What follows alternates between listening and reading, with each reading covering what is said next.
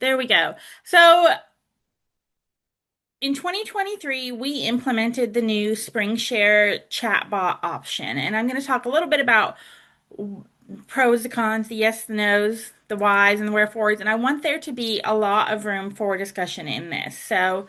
The first thing I do want to talk about though is the AI chatbot versus the non-AI chatbots. The one that we're using, which is again through SpringShare, is a non-AI chatbot. And one of the things that I found when I was kind of doing a little bit of research for this is that some of the arguments that the AI chatbots will make are some of the best ones against using the AI chatbot. I will be honest. That's kind of how I felt about it. AI chatbots are non-linear, they're responsive, they're flexible, they're conversational, and they are also called conversational AI. So you type something in and they respond to it. And non-AI chatbots are task-oriented, rules-based, and guided. So we're telling students where to go and what they're going to find. And there's ups and downs to both of those. One of the things for me about the non-AI chatbot that I like is that I have a lot of students who are non-traditional students, and we are also in a very rural area, and a lot of our students come from a background where they don't have a lot of experience with technology. They're not very comfortable, and so when it comes to a non-guided conversation with an AI chatbot or a conversational chatbot, they don't necessarily know what questions to ask to get their answer anyway. If they're not sure what to ask, if they don't know what they need, if they're not sure what the resources are, then that really presents a challenge for them in terms of how do I get to the question? So our chatbot is fed off of our FAQ, and this allows for us to kind of make sure students are guided to the most common questions, but it also then will also forward them to us.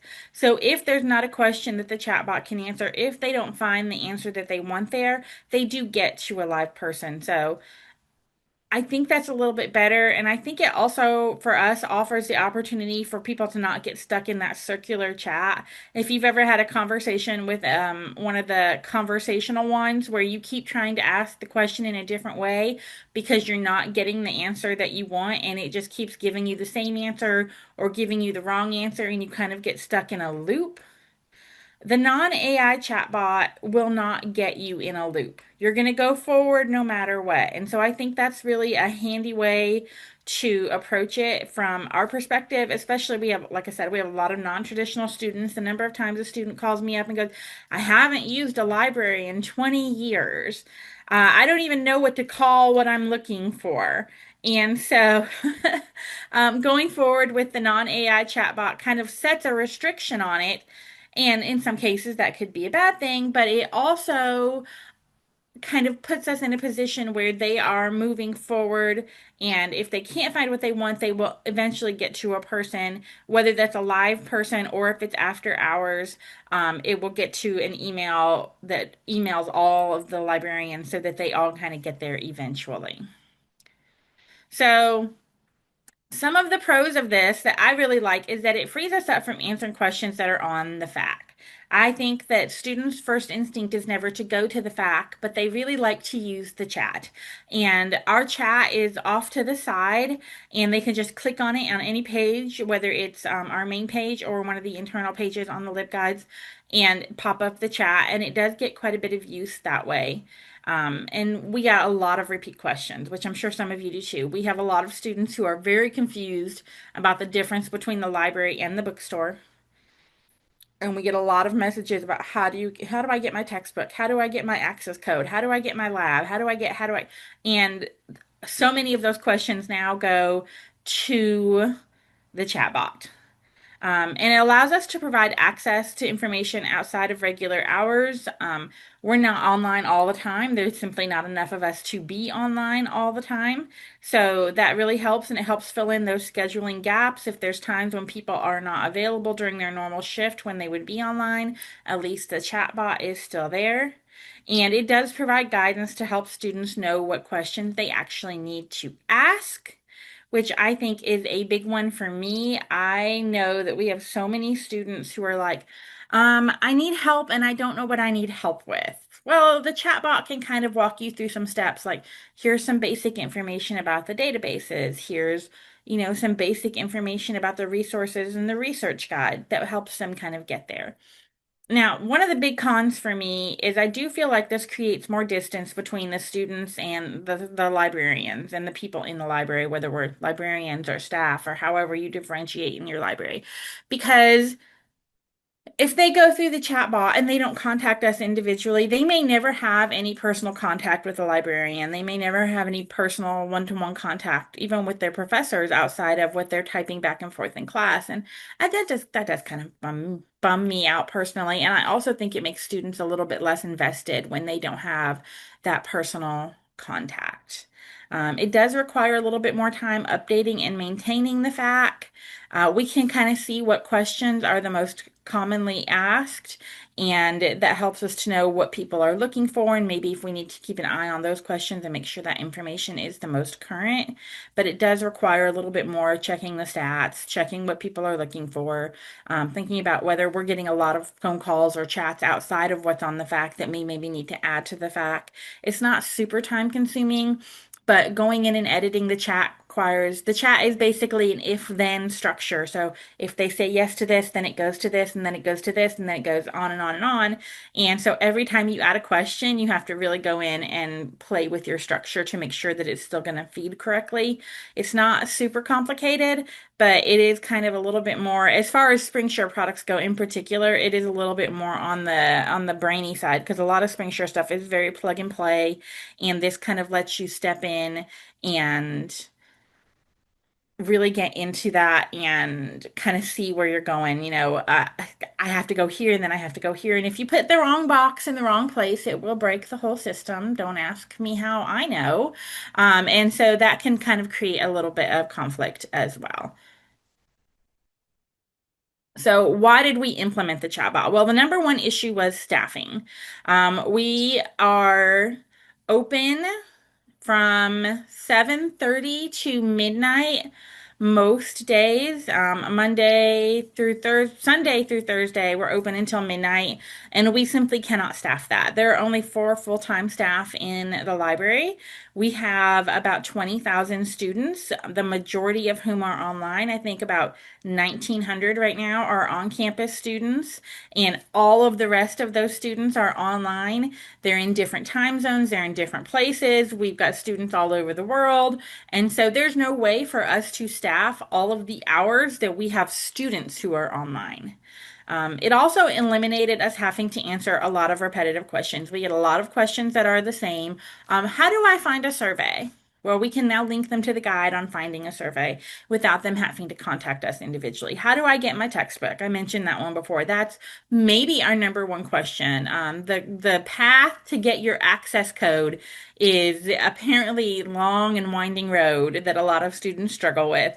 And so we have to link them to the bookstore because that's the only way to get that access code. We do have limitations with our hours when we have students who are in just in the US, even in the Pacific Northwest, we have a sister campus, and we can't possibly be online as late as some of those students are working. I already offer classes that don't start until that start after 8 o'clock in order to make sure we're accommodating those students as much as possible, and that's still only 5 o'clock in the Pacific Northwest. So that still makes it tight for them. So being able to offer that really makes it a little bit simpler for us.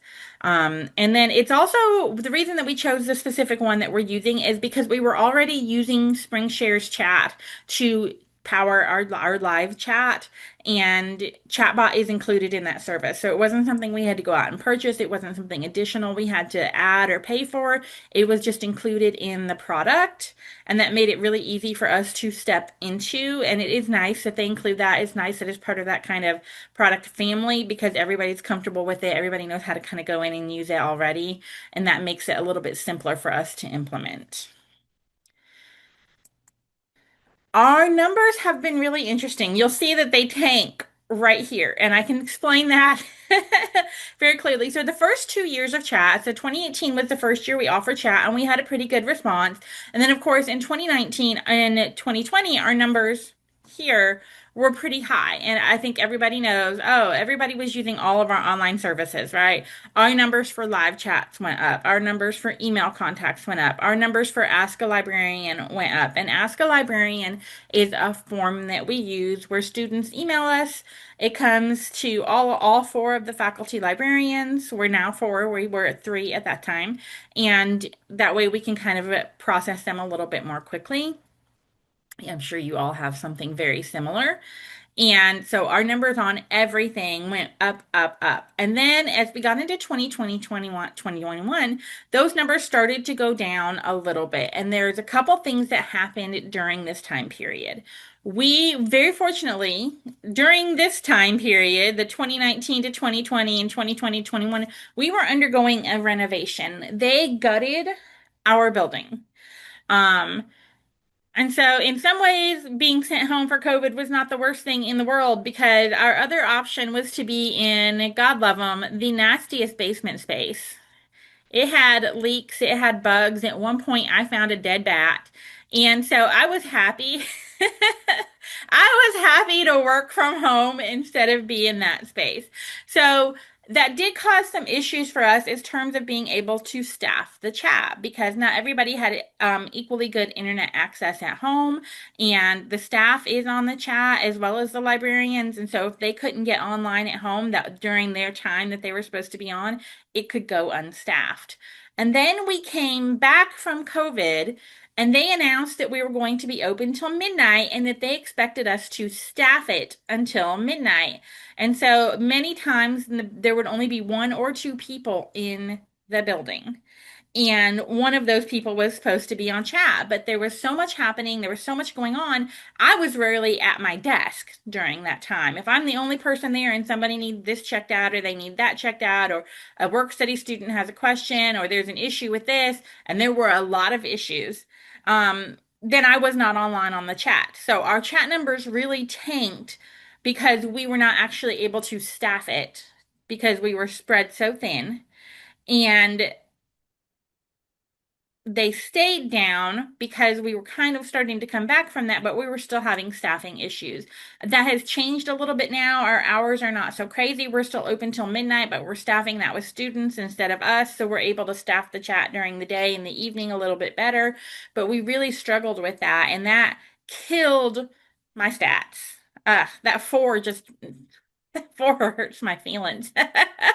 Um, so that was a little bit of a bad year for us in terms of using the chat, and it's taken us a little bit to kind of start building back from that. So in 2022, 2023, we started to come back. We started to be able to staff a little bit more consistently because this is also when they started changing our hours, as in the faculty staff hours. And so there were more people in the office. We were better able to actually be online. And so that's one of the big advantages to the chatbot is you don't have to be online. So people can still use it and still get those answers without you being immediately accessible. So we implemented the chat in June, and we implemented the chatbot in June. And from June to the end of July, we had 137 people interact with the chatbot, which is, I mean, again, not a huge number. For those of you at really big schools, you're like, psh, that's nothing. But for us, especially for just 2 months, that was a huge, huge bonus for us. And then the next year, we had 530 interactions with the chat. Now, of these 137, 20 of those went to the live chat. So we had 90 total live chats for the year, including the 20. And then after that, this number includes both. So 111 of our chats from 2023, 2024 were live, and 530 of them only ever went to the chatbot. This year, I had to run the numbers a little early, so I expect them to be closer to last year's by the time this is done. It's a little bit lower, but I think, again, I normally don't run these until further in. They also, I will say, affecting my stats is they changed our reporting period during this. So my stats kind of shifted a little bit. So like this year, the 2023, 2024 is like a longer year compared to the previous years because we shifted those dates around. So it included a little bit more data. And then this year is a little low, but when I get to the end of my reporting period, which will be in mid-August, I expect that it will be the same as the previous years. So it's been really good in the sense that previously all of that would have been coming to us and we would have been answering all of those questions. And I do think having Chatbot available and people being able to see when a live person is online has actually helped build that back up because the first year after 2020, 2021, so the 2022, 2023 year slowly started to build back up, and I think we'll see those numbers increase over time. Now, I will say we had some unexpected outcomes, and the most unexpected outcome is that we didn't have any complaints, and that's kind of a lie. When we initially put the chat up on the page and we added the chat bot, they wanted it to have one of those little pop-out screens where it pushes, they wanted it to be a push button where it pops up and says, "Hi, do you need any help?" People hated it. Okay, people hated it. They didn't like that it popped up on their screen. They didn't like that it blocked their view. They did not like that at all. So we went to just a button on the side of the screen that when they click it, it pops out. So it's their choice to interact with it. And since then, we've had no complaints, and I'm still surprised because I know that when I go to a website and I get a chat bot before I get a person, I am the complainer. I am the problem. And so I feel like that is kind of surprising to me that there's not more people saying, "Oh, I hate that you have a chat bot. I want to go directly to another person." I really thought that that would be bombarding our feedback form, that we would hear it from a lot of students. And actually, students like it. They're really happy to have it. They seem delighted to be able to just click and get an answer instead of having to go to another page and find the fact and blah, blah, blah. So this has kind of been a really surprising outcome for me personally, which is that I thought people would hate it. I thought people would complain. I thought our numbers would just tank right back down to that four because nobody wanted to deal with the chatbot. And that has been the opposite of the case. I have been a little bit surprised about what some of our top questions are. I think beyond just where you step through and you say, I have more questions, that kind of thing, to see the second list.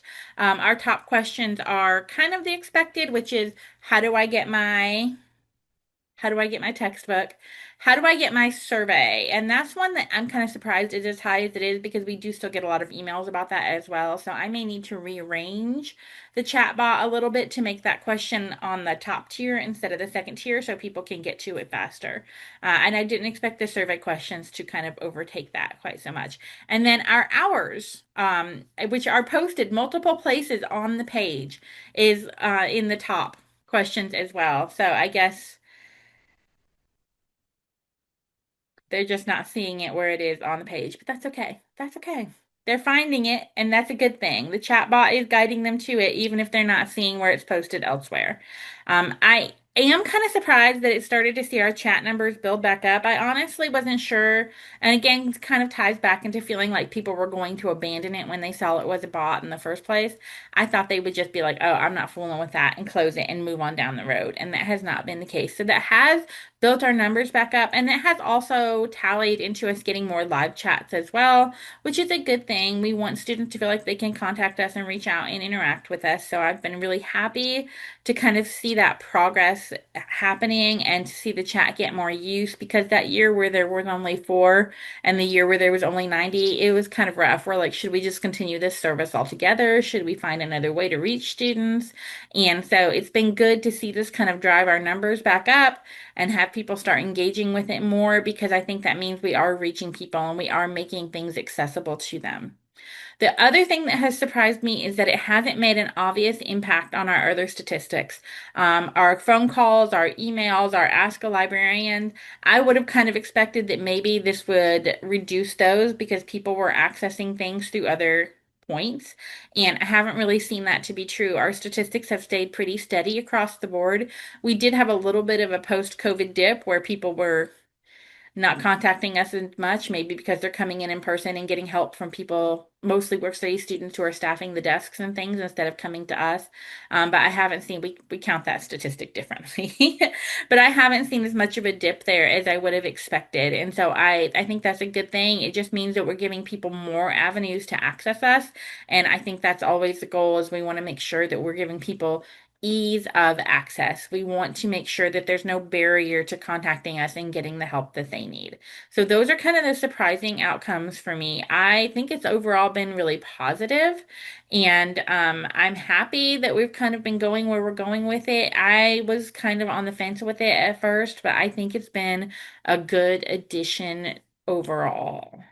So I know I'm ending early because I want there to be lots of room for chit chat about this. I want to know if people are currently, I'm gonna open this up a little bit. I want to see the chat, I guess. Oops, not that big. There we go. Let me put you guys back over to the side because I want to see, yes, ask questions here, ask questions in the chat.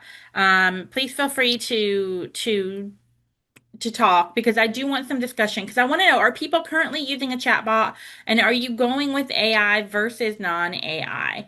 I kind of I'm gonna move you a little bit over to the side. Oh, I made you big again. Oh my goodness. So I feel like a brain problem where they have me using too many different systems. I'm using Zoom, I'm using Teams, I'm using Blackboard, I'm using iLearn. Um, So, Tessa, we went through kind of the statistics that we already kept, and we could see what was most accessed on the FAQ already. And we could also see kind of what questions we commonly got on the chat. And when we use the live chat, we can still access questions from the FAQ to feed that. So rather than typing the same thing over and over again, I can just boop and put the FAQ answer in there, and then I can see which ones are top rated. So those are some of the ones that we prioritized putting in our chat. And if I stop sharing, I don't know why I did that. I'm crazy, y'all. If I go into my screen again, I stopped sharing my slideshow, but I want to kind of let me out, Google. Exit slideshow. There we go. If we go to our homepage, you can kind of see our chat over here, and you can see the way that it's set up is they have to okay, ad blocker. Thank you so much for popping up at this very convenient time. We can kind of, because this is the point where this does not engage the chatbot. Just opening it does not engage the chatbot. It does not count as a stat. But as soon as they click one of these buttons, it does. And you can kind of see we have the drop down where they choose what they want. And then if what they want is not there, they can go to the next level and you can kind of see what the next steps are. So you can make those a little bit longer. You don't have to keep them down to 4, but we were trying to kind of prevent it from getting nonsensically huge. Yeah, I mean, I do think that's true. I think some students are not comfortable talking to a person. Like the number of times I get a student who calls me and they're like, I'm so sorry for bothering you. You're not bothering me. I'm literally here for you to bother me. Please feel free to bother me. That is literally the job that we are here for. And I do think also, especially with the younger generation, they kind of don't want to talk to people. And I have mixed feelings about that because I think talking to people is a learned skill and learning to do those interactions and have those moments is a good thing. Um, and I also have been seeing a lot of discourse in the last week or so about the Gen Z stare and how they don't interact and know how to do like common interactions with customer service and things like that. And they like these interactions because they don't have to figure that out. They don't have to do that. And so I think that that's kind of an option for them that's really nice that, oh, I don't have to do that interaction. I don't want to do that interaction. This is good for me. Um, So think that I have mixed feelings about that because I do think doing those interactions is a learned skill, and the more things we put in the way of that is kind of a bad thing. But I do think that that still makes it not an it prevents it from being a barrier to access in order to make sure that they can have the information they need, even if they're scared of talking to us. So yeah, I do think it kind of goes both ways. And you know, I kind of like a phone call, but I will say this has been nice for me because the ability to do it this way and the ability to do things like embed tutorials and things like that into links in the facts so they can go watch something live has been really nice because sometimes we get so many calls that are students who are unfamiliar with computers that by the time we click them through to where they just need to be, they feel stressed out and exhausted, and they can't even get to what they actually need. So being able to kind of give them a way to skip that has been nice. They can kind of get to the basics and then call us if they have a question that doesn't address without feeling like I've done 9 million clicks while I'm on the phone. Yeah, I am a phone chatter, I will admit, and I do love it. But it is hard for me sometimes because I am a hearing impaired person and I- listen, if they've got enough of an accent, I'm never going to get there. I'm going to be real with you. Sometimes I will be on the phone with a student and I'll be like, "Can you email me while we're talking your topic? Because I have no idea what you're saying."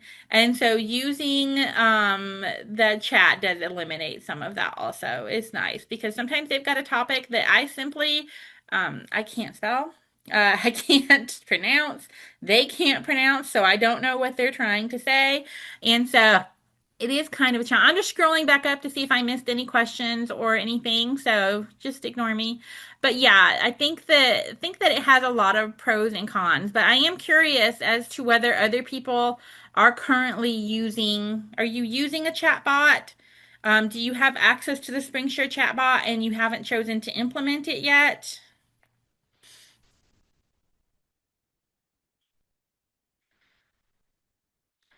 And my big question is SpringShare late to the game on this? Are we late to the game on this? And oh, I'm glad that it got somebody interested in it because I do think it's really nice. I kind of wonder, are we late to the game on this in the sense that just like this year, and our school is actually working an AI component into our new QEP that they're doing right now.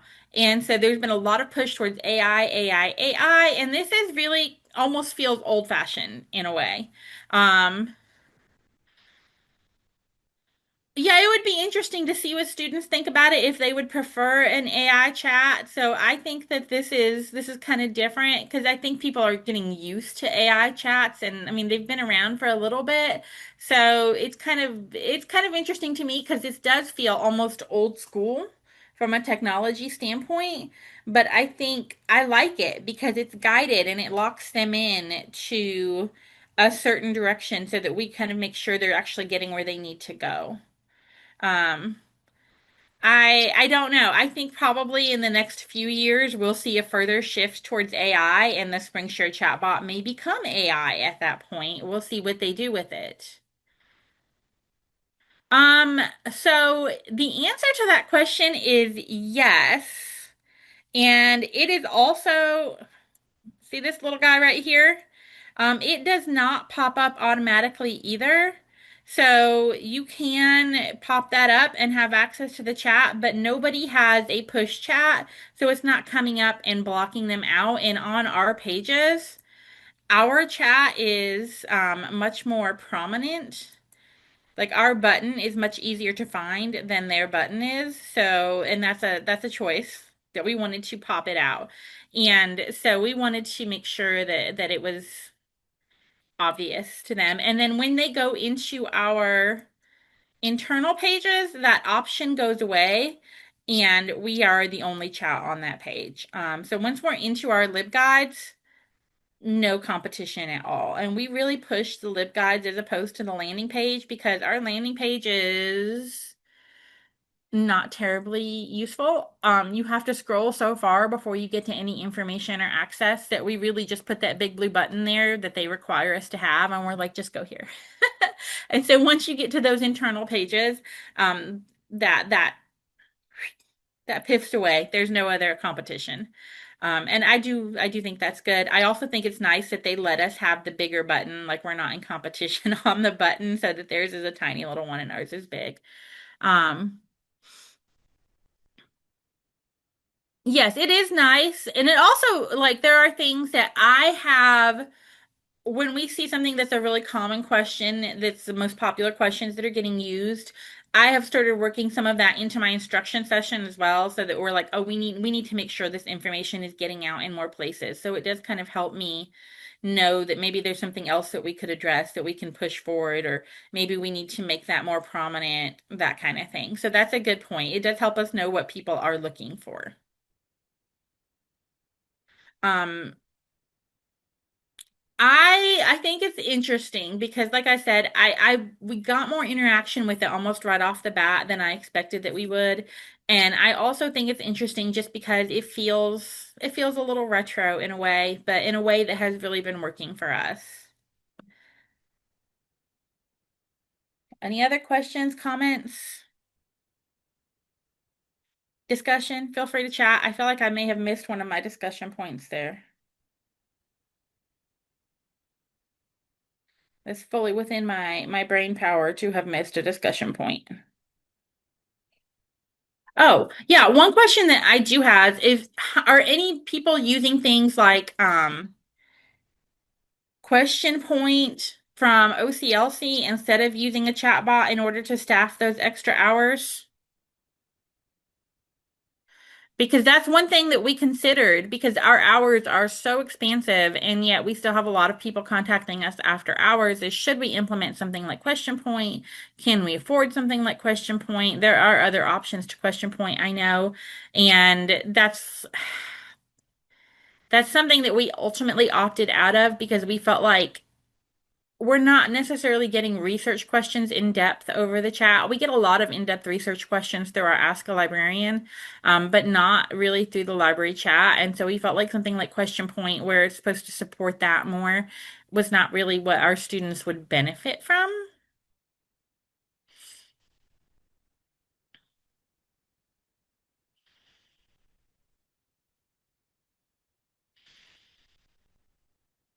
Okay, well, if there's no other questions or discussions, I guess that's it for me.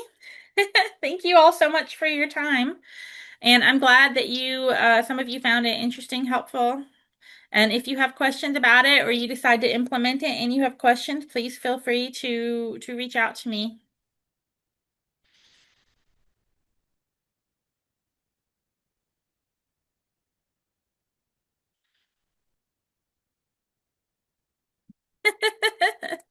Well, I'm team go rogue all the time, so do it.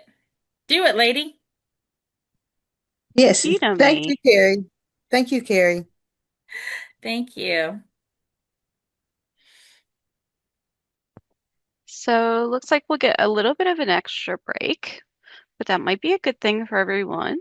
We'll come back at 11 and we'll be talking with Laritza Gomez Flores from BCTC, one of our community college friends, about the role of community college librarians in the prison education program, which is something that I actually don't do, so I'm excited to hear about. So come back at 11.